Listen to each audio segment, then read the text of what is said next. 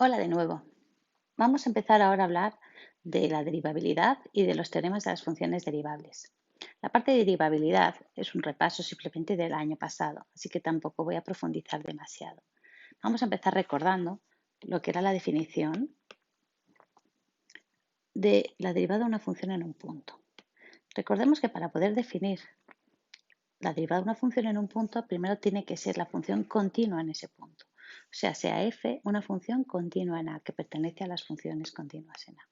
Entonces recordemos que definíamos f' de A, derivada de la función f en el punto A, como el límite cuando h tiende a 0 de f de A más h menos f de A partido por h. Si este límite existe, es decir, coinciden los límites laterales, luego hablaremos de las derivadas laterales, y es finito, ojo, no puede ser infinito, ¿vale? Decimos que f es derivable en el punto x igual a. Y esto en la simbología matemática lo podemos expresar que f pertenece a las funciones derivables en A. Lo podemos poner de esta manera, abreviada, ¿vale? Vaya, no me sale el rectángulo. Muy bien. Entonces, en general, para definir una función que sea derivable en un intervalo, vamos a decir que si f pertenece a las funciones continuas en el intervalo a, b, y para cualquier x sub 0 que pertenezca a este intervalo existe la derivada que es un número real, entonces f pertenece a las funciones derivables en a, b, ¿vale? Esta va a ser la expresión matemática de una función derivable en un intervalo abierto. Así nos vamos acostumbrando un poco al lenguaje matemático, ¿vale? Ya os digo que todo esto es repaso del año pasado. Vamos a observar que la continuidad es una condición necesaria pero no suficiente. Es decir, que una función sea continua en un intervalo a b no implica necesariamente que sea derivable. Sin embargo, si es derivable, sí que implica continuidad, ¿vale? Es una condición necesaria pero no suficiente, ¿vale? Y bueno, llamamos función derivada a la función que a cada valor x le hace corresponder su derivada, ¿vale? Simplemente la función derivada se define como el límite cuando h tiende a 0 de f de x más h menos f de x partido por h. Por ejemplo, si yo quisiera encontrar la función derivada de este polinomio, x cubo menos 3x más 1, aplicaríamos la definición tomando un valor genérico x en vez de un punto concreto a cuando hacemos la derivada de una función en un punto. Después de sustituir y desarrollar, llegamos a esta expresión, 3x cuadrado menos 3. Y como recordáis del año pasado, eso significa que ahora, cuando yo quiera calcular la derivada en cualquier punto, no voy a tener que volver a hacer todo el límite, sino que directamente voy a sustituir en la expresión de la función derivada. 3 por 0 menos 3 sería menos 3. Y de esta manera era como deducíamos todas las fórmulas de la tabla de derivadas, ¿vale? Que ahora no vamos a tener que hacerlo a no ser que nos lo pidan de forma expresa, ¿vale? Esta tabla que os he mandado por correo y que todos tenéis y tenéis que saberla ya del año pasado. Y muy importante que tengamos presente la interpretación geométrica de la derivada, que es lo que le da sentido, lo que me explica realmente lo que significa, ¿vale? Entonces, la derivada de una función en un punto es la pendiente de la recta tangente a la función en ese punto, ¿vale? Muy importante que lo tengamos presente y que nos lo sepamos, ¿sí? Esto es lo que significa que cuando una función es derivable, cuando en un punto existe una única recta tangente en dicho punto y además es no vertical. Ojo, importante, ¿vale? Si yo tuviera una gráfica, algo como esto, si os dais cuenta, la recta tangente en el cero sería vertical. Bueno, pues en ese punto, aunque yo pueda dibujar la recta tangente, no significa que la función sea derivable en ese punto, ya que la derivada valdría infinito, que es la tangente de 90 grados, ¿vale? Y pues recordamos cómo se calculaba la ecuación de la recta tangente a una función en un punto, que ya lo vimos el año pasado, y que esta fórmula provenía simplemente, vamos a ponerlo, de la expresión de la recta en punto pendiente, ¿vale? Recordemos que la expresión punto pendiente de una recta R que pasaba por el punto x sub 0 y sub 0 y tenía pendiente m, la podíamos expresar como y menos y sub 0 es igual a m por x menos x sub 0, ¿vale? Simplemente ahora la pendiente va a ser la derivada. Esta va a ser la pendiente de la recta, ¿vale? Y el punto por el que pasa será el a f de a. Y de ahí ya deducimos la fórmula, ¿vale? Bueno, vamos a recordar simplemente de dónde venía esta interpretación y veíamos que si yo selecciono dos puntos de una gráfica y considero simplemente el incremento de uno a otro en el eje X, este sería el punto A y este A más H, y sus imágenes f de A más H y f de A. Y calculamos la pendiente, recordemos que la pendiente es la variación del eje X partido por la variación del eje Y, que también coincidía con la tangente del ángulo. Bueno, pues la pendiente de esta secante que une estos dos puntos, ¿vale? Justamente va a ser f de A más H menos f de A partido por H,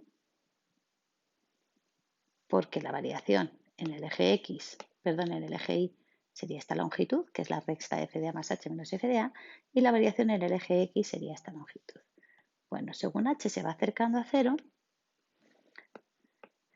simplemente A más H es más cercano a y por lo tanto la secante se va aproximando a la tangente. Y en el límite, esa pendiente coincidirá justamente con la derivada de una función en un punto, ¿vale? Así que por eso es la pendiente de la recta tangente a la función en un punto. Por último, quería hablaros de las derivadas laterales, ¿vale? Hacer un poquito una pequeña explicación.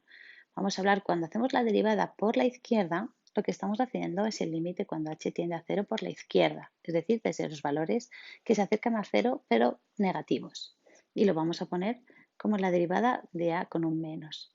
Y la derivada lateral por la derecha va a ser cuando se acerca al 0 por la derecha, desde los valores positivos del 0. Y vamos a hablar de f' de a por la derecha, ¿vale? Por supuesto, una función es derivable si solamente si existen las dos derivadas laterales y son iguales. Vamos a verlo en un ejemplo. Veamos esta gráfica, que como veis es una función definida a trozos, que en el 0 pues, presenta un pico, o sea que es muy probable que no sea derivable. Pero vamos a hacer el estudio formal, ¿vale? Esta es la expresión x cuadrado menos 1 para el menor que 0 y x menos 1 para x mayor o igual que 0. Vamos a estudiar su derivabilidad en el 0, para lo cual tengo que plantearme las derivadas laterales. Entonces, la derivada por la izquierda en el 0 va a ser el límite cuando h tiende a 0 por la izquierda de f de 0 más h menos f de 0. Como me acerco al 0 desde los valores negativos, está claro que voy a tener que sustituir en este trozo de la función, ¿vale? Sustituimos y obtenemos la derivada en el 0 por la izquierda, que es 0. Cuando yo me voy acercando al 0 por la derecha, está claro que voy a tener que sustituir en los valores que se acercan al 0 por la derecha que corresponden a la expresión x menos 1. Sustituimos ahora en la definición esa fórmula y me queda que la derivada por la derecha vale 1. Por lo tanto, aunque las dos derivadas existen, la función no es derivable en el 0. Lo podemos expresar de esta manera, en lenguaje más simbólico matemático, poner que f no es derivable en x igual a 0, ¿vale? Luego más adelante veremos cuándo tenemos que estudiar la derivabilidad de las laterales utilizando la definición de derivada o cuándo vamos a poder utilizar la función derivada de esta función a trozos. Bueno, vamos a recordar ahora lo que es la derivada enésima de una función, ¿vale? La derivada primera se puede derivar y que obtendríamos la derivada sería la derivada segunda, la derivada tercera. Y lo que nos interesa a veces es determinar la expresión de una determinada derivada en orden n, una expresión genérica. Vamos a ver un ejemplo. Si f de x es igual a elevado a x, está claro que su derivada también es elevado a x. Si derivamos la primera derivada, lo que sería la segunda derivada, también obtendríamos elevado a x. Si la volvemos a derivar, pues está claro que va a seguir siendo elevado a x. Entonces la expresión enésima de su derivada sigue siendo elevado a x. Esta sería muy sencilla de determinar. Vamos a ver otro ejemplo donde ya tenemos que hacer algún tipo de deducción más. En este caso tengo x por elevado a x. Así que para realizar la primera derivada tengo que aplicar la regla de la derivada del producto, que sería derivada del primero, 1 por el segundo sin derivar, más el primero sin derivar por la derivada del segundo, que sacando factor común elevado a x me queda elevado a x más 1. Si ahora calculo la segunda derivada, tendría que derivar también este producto elevado a x por x más 1. Derivada del primero por el segundo sin derivar más el primero sin derivar por la derivada del segundo, que sería 1, que sacando de nuevo factor común me va a quedar elevado a x por x más 2. Y así sucesivamente podríamos llegar a que la derivada enésima es elevado a x por x más n. Hemos deducido la expresión genérica de la derivada enésima de una función, ¿vale? Vamos a recordar también lo que era la regla de la cadena, ¿vale? Esta fórmula, que es la regla que me habla de la derivada de la composición de dos funciones, que me dice que la derivada de la composición es la derivada de la primera sobre la segunda por la derivada de la segunda. Bueno, pues vamos a hacerlo con un ejemplo para que la visualicemos un poquito mejor, ¿vale? Supongamos que f de x es 1 partido por x y g de x es 1 partido, g de x es x al cuadrado, ¿vale? Bueno, pues yo ya sé que f o g va a ser f aplicado sobre g, es decir, 1 partido por x al cuadrado. Pero voy a calcular su derivada utilizando la regla de la cadena, ¿vale? Entonces, f o g' de x va a ser la derivada del primero aplicado sobre g de x, es decir, f' sobre g de x por g' de x. Bueno, vamos a recordar quién era la derivada de f de x. Como f de x es 1 partido por x, sé que su derivada es menos 1 partido por x al cuadrado, ¿vale? Así que esto va a ser menos 1 partido, pero como está aplicado sobre g, menos 1 partido por g de x al cuadrado por g' de x. Bueno, pues vamos a ver quién sería la derivada. G de x es x al cuadrado. Así que esto es en realidad menos 1 partido por x al cuadrado por la derivada que sería 2x. Simplificando la expresión me quedaría menos 2 partido por x al cubo, ya que una de las x del numerador se simplifica con el denominador. Y así es como hemos obtenido, a partir de la regla cadena, la derivada de la composición. Esta es la regla con la que conseguimos calcular todas las fórmulas de las funciones compuestas que tenéis en la tabla en la parte de la derecha. Y utilizando la regla de la cadena también se puede deducir la derivada de la función inversa. Vamos a deducirla y vamos a hacer un ejemplo, ¿vale? Muy bien. Si una función es inversa de otra, yo sé que su posición es la identidad. O sea que f menos 1 de x es x. Esa es la definición, ¿vale? Bueno, pues lo que voy a hacer ahora es que voy a derivar a un lado y a otro. Como la derivada de x es 1, voy a tener que entonces f o f a la menos 1' de x tiene que ser igual a 1. Bueno, pues vamos a aplicar la regla de la cadena entonces sobre f o f menos 1 de x. Eso sería f' aplicado a f menos 1 de x por f menos 1' de x tiene que ser igual a 1. Como a mí lo que me interesa es despejar la derivada de la inversa, voy a pasar multiplicando al otro miembro toda la parte de la izquierda. Y así que obtendríamos que f a la menos 1' de x es igual a 1 partido por la derivada de la función aplicada sobre la función inversa, que es exactamente la fórmula que teníamos aquí recuadrada, ¿vale? Vamos a ver un ejemplo para que visualicemos un poquito mejor de qué estamos hablando. Si a f de x igual a elevado a x, entonces su inversa, sabemos que la inversa de elevado a x es el neperiano de x. Bueno, pues voy a deducir la derivada del neperiano a partir de la derivada de la exponencial, ¿vale? Entonces sabemos que la derivada de la inversa va a ser 1 partido por la derivada de f aplicada sobre su inversa. O sea que esto es 1 partido. ¿Cuál es la derivada de elevado a x? Pues elevado a x.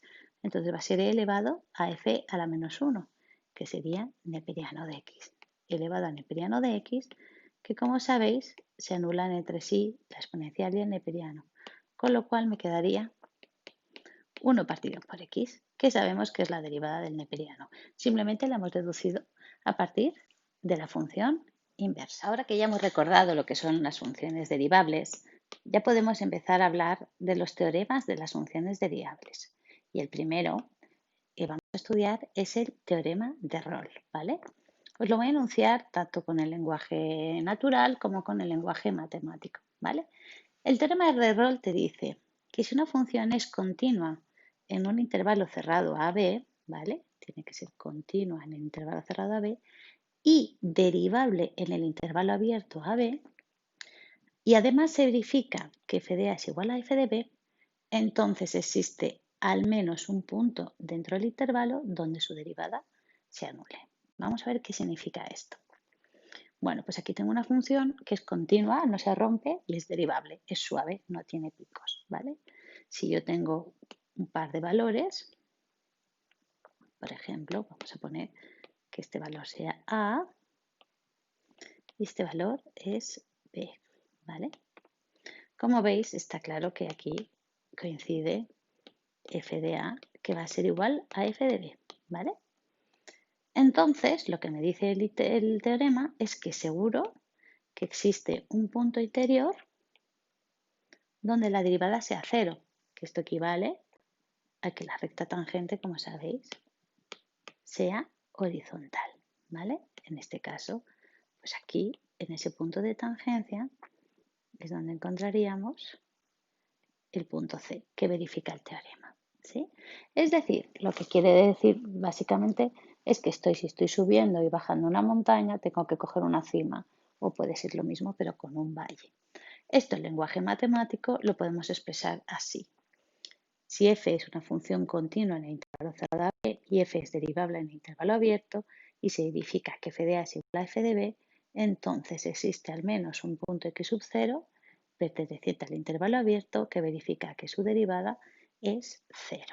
Así que estas son, digamos, las dos maneras de enunciarlo, con un lenguaje más matemático o con el lenguaje normal. Podéis hacerlo de las dos maneras, pero tiene que ser absolutamente correcta.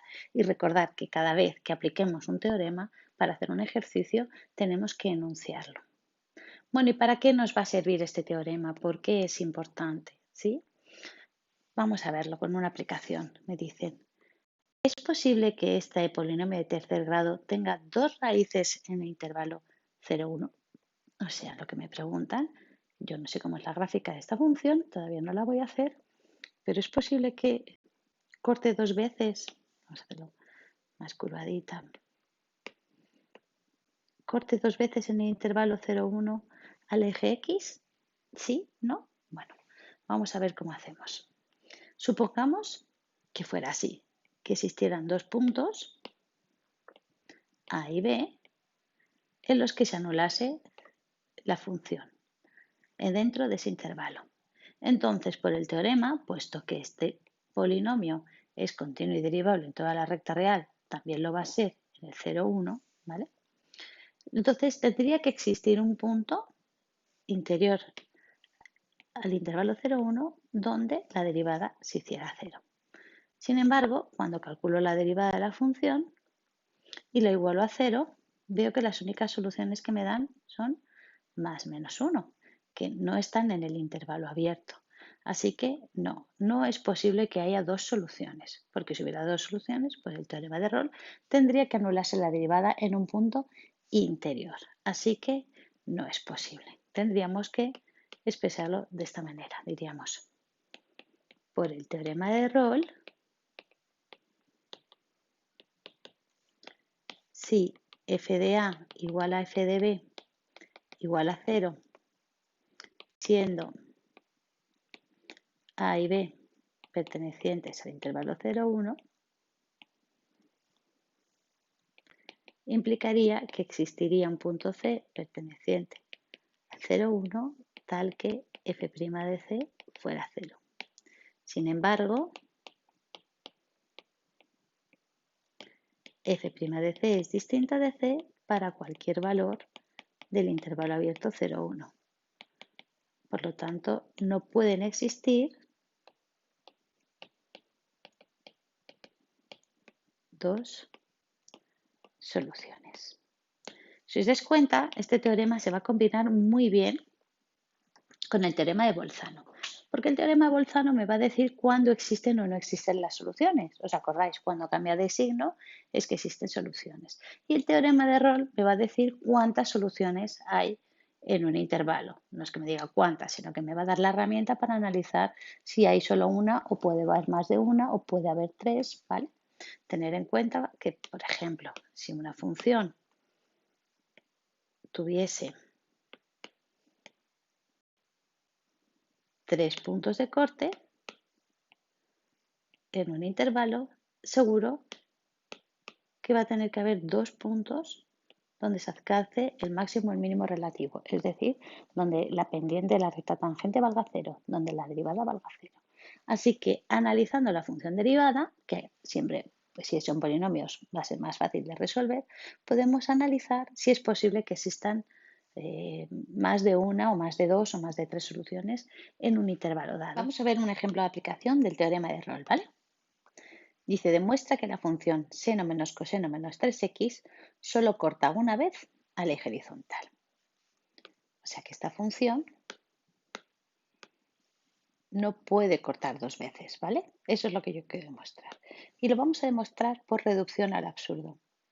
Es decir, voy a suponer que existan dos puntos A y B en los que esta función corta el eje X para intentar llegar a una contradicción. Y para llegar a esa contradicción voy a utilizar el teorema de Rolle, ¿vale? Entonces empezamos diciendo, supongamos que existen dos números reales A y B tal que f de A fuera igual a f de B es igual a 0. Entonces, como f es una función continua en toda la recta real y también es derivable en toda la recta real, implica por el teorema de Rolle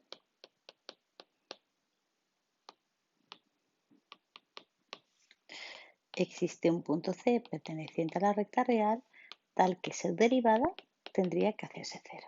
Es decir, tendría que existir un punto C donde la tangente fuera horizontal. Vamos a ver cuál es la función derivada. F' de x va a ser la derivada del seno, sabemos que es el coseno de x. La derivada del coseno es el menos seno. Como tenemos un menos, más seno de x menos 3 tendría que ser igual a 0. Pero sabemos que el coseno de x, como mucho, puede valer 1. Y el seno de x, como mucho, puede valer 1. Por lo tanto, es imposible que coseno de x más seno de x menos 3 valiera 0, porque tendría que ser que el coseno de x más el seno de x fuera igual a 3. Pero como el coseno de x más el seno de x siempre es menor o igual que 2, tenemos una contradicción, ¿vale? Una contradicción matemática que se suele poner así, con una doble exclamación redondeada, ¿vale? Entonces implica que no existen A y B perteneciente a R, tal que f de A sea igual a f de B igual a 0. Queda entonces demostrado.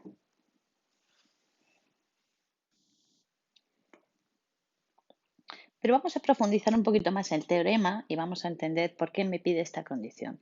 ¿Por qué la función tiene que ser derivable en el abierto y continua en el cerrado? Bueno, para que exista ese máximo o mínimo relativo dentro del intervalo. Vamos a suponer este caso. En este caso, como veis, en el primero, f de A coincide con f de B, pero la función no es continua, está rota. Así que no tiene, como veis, por qué existir un máximo relativo, ¿vale? Dentro del intervalo. Así que necesitamos que sea continuo.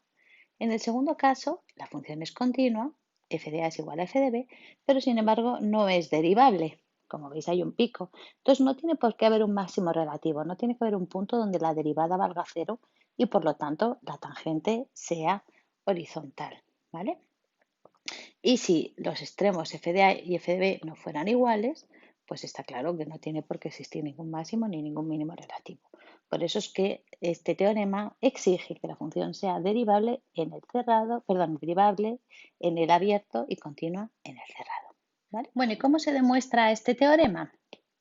Pues se demuestra apoyándonos en el teorema de Weierstrass, ¿vale? Ese teorema que me decía que toda función continua en un intervalo cerrado alcanza un máximo y un mínimo absolutos, ¿vale? Bueno, entonces vamos a ver aquí, es una función que verifica que f de A es igual a f de B, ¿vale? Como es una función continua, en ese intervalo tendrá que alcanzar su máximo y su mínimo absoluto en este intervalo. Si f de A o f de B es el máximo y un mínimo absoluto, está claro que entonces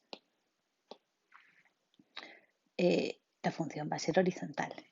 Y si no lo alcanza en estos valores, entonces está claro que tiene que haber algún punto intermedio donde alcance el máximo absoluto o el mínimo absoluto, ¿vale?